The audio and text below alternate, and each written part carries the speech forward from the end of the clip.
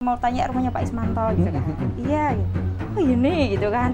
Sempat kaget juga kan dengan transaksi. Mungkin dengan transaksi yang mereka lihat sebelumnya sebesar ini kan gitu kan.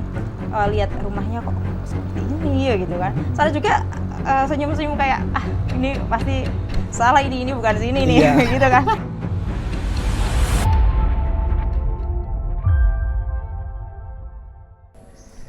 Ya, inilah lokasi saya akan menuju ke rumahnya Pak Ismanto yang kemarin sempat viral di Pekalongan terkait didatangin oleh petugas pajak mengenai transaksi yang mencapai 2,9 M. Dan di jalan ini adalah jalan Bataku kecil ini adalah jalan menuju ke rumahnya Pak Ismanto. Gimana dan lokasinya seperti ini, bahkan mobil pun tidak bisa melintasi jalan ini, hanya motor dan sepeda yang bisa melintasi jalan yang ada di rumah Pak Ismanto yang berada di Desa Coprayan, Kecamatan Buaran, Kabupaten Pekalongan.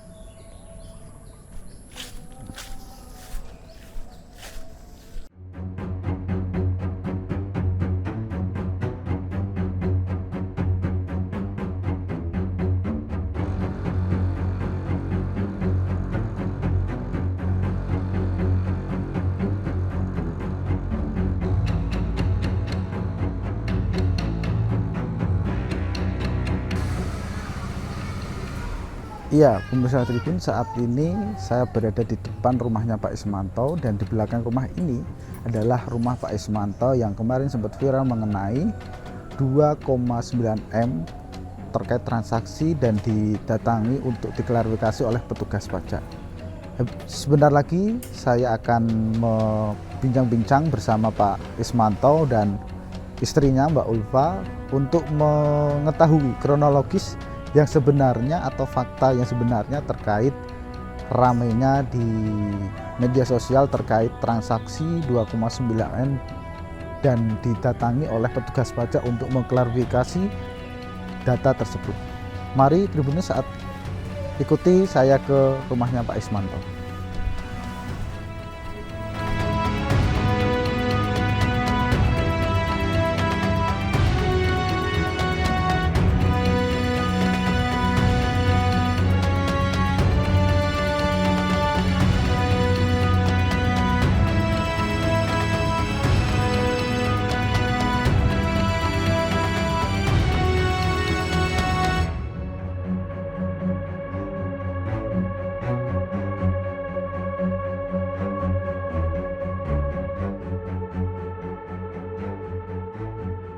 Ya, Tribuners, saat ini saya berada di rumahnya Pak Ismanto, warga Coprayan, RT 19 RW 7 Kelurahan Buaran, Kabupaten Pekalongan.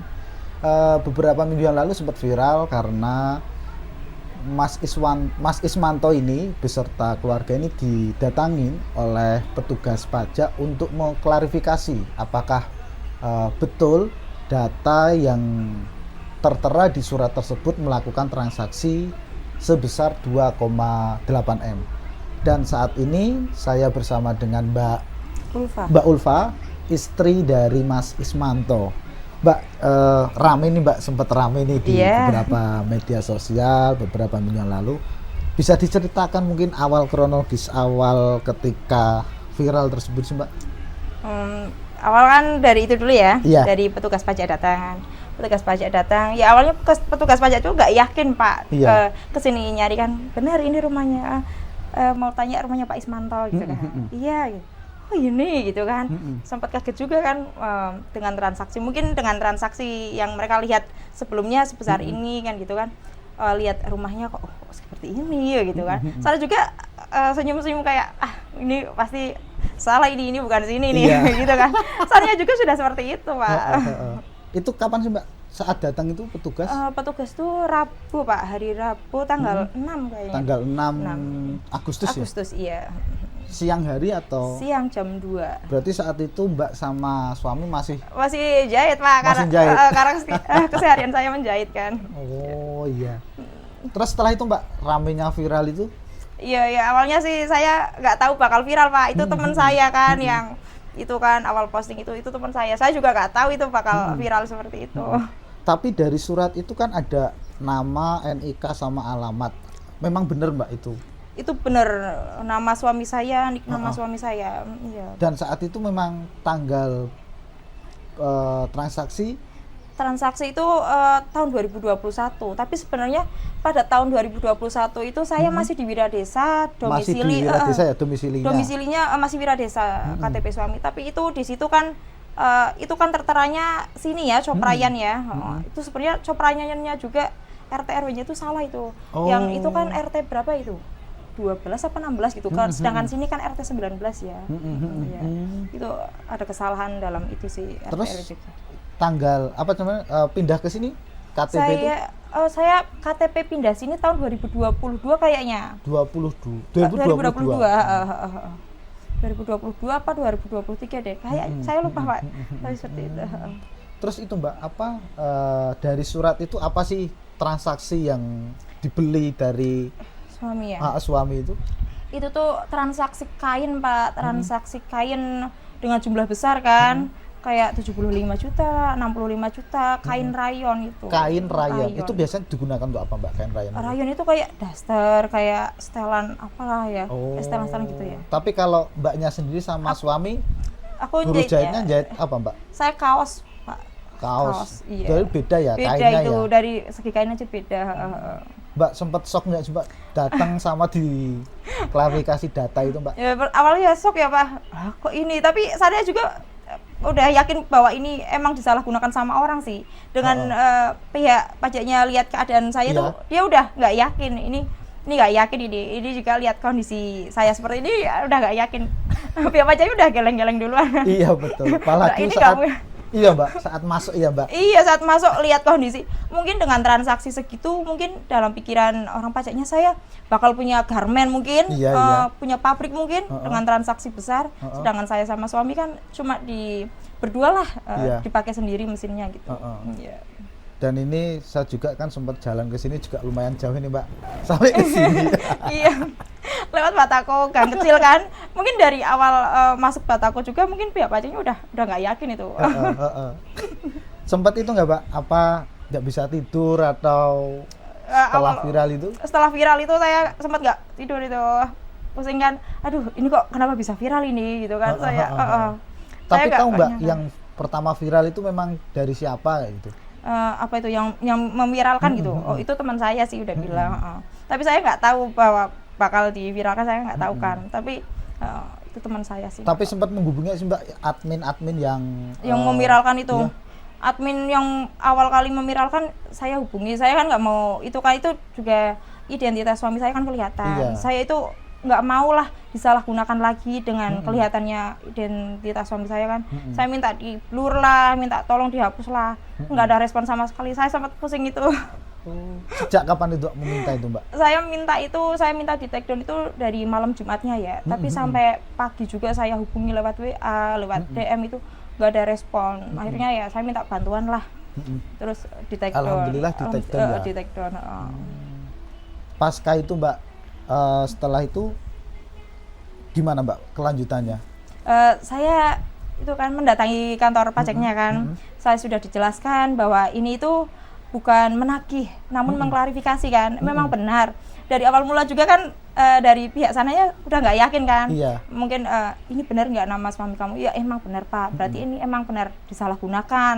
Nggak mungkin juga kan. Saya juga minta surat keterangan diri dari balai desa bahwa saya benar warga sini. Saya nggak ada usaha gitu kan. Untuk memperkuat diri saya kan. Sempet itu nggak Mbak kaget shock itu ya Mbak ya? Meriang Pak. Sempat sakit juga berarti. Berarti awal itu memang Mbak sama suami itu didatangi ya Mbak untuk klarifikasi data ya? Didatangi untuk klarifikasi, katanya udah pernah kirim surat tapi saya nggak tahu suratnya nyantol di mana karena nggak pernah sampai ke saya.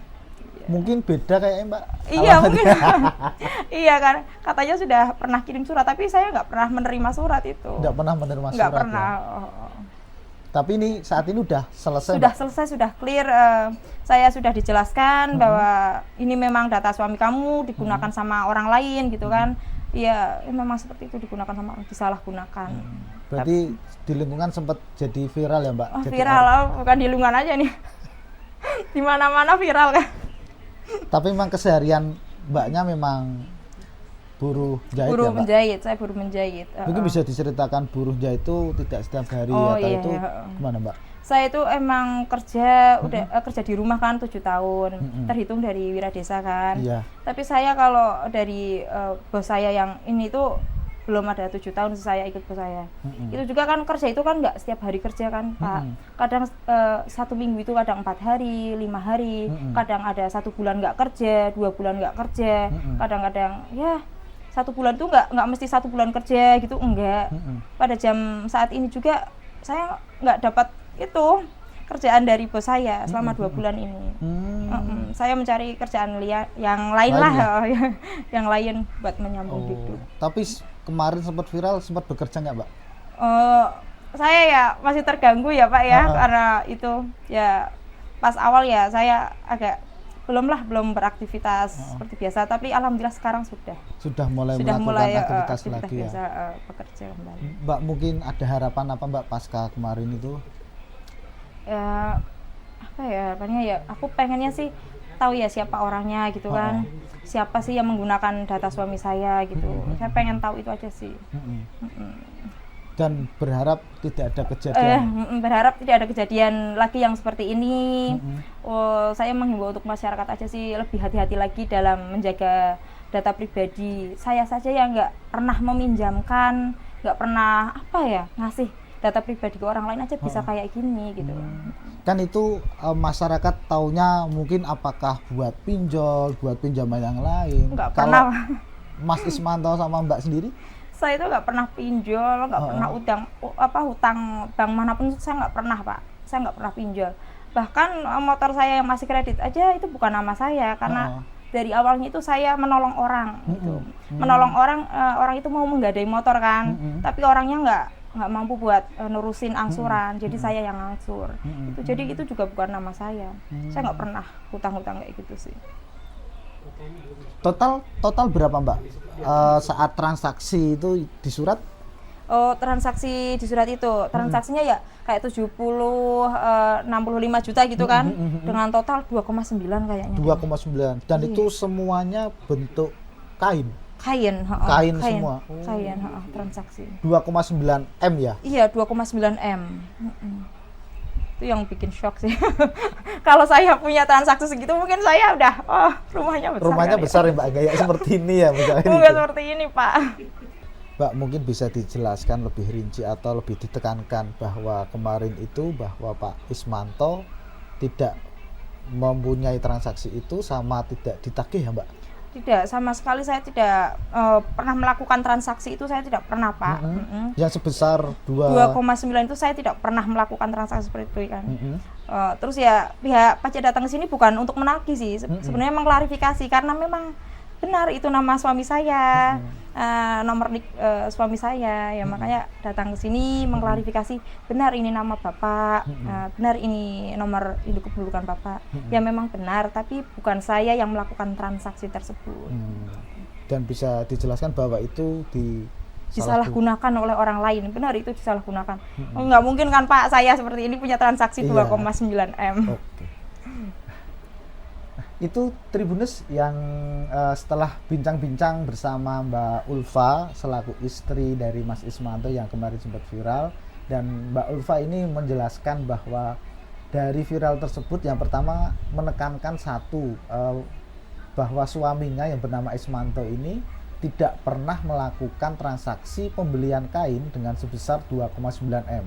Yang kedua, bahwa pegawai pajak atau petugas pajak datang ke sini itu bukan menagih, hanya untuk mengklarifikasi data apakah betul ini yang namanya Pak Ismanto dan NIK di surat tersebut apakah betul. Begitu dari dua yang ditekankan dari Mbak Ulfa selaku istri dari Mas Ismanto, dan Mbak Ulfa ini berharap kejadian ini cukup sekali saja dan menghimbau kepada masyarakat untuk tidak memberikan data pribadi ke orang agar tidak disalahgunakan.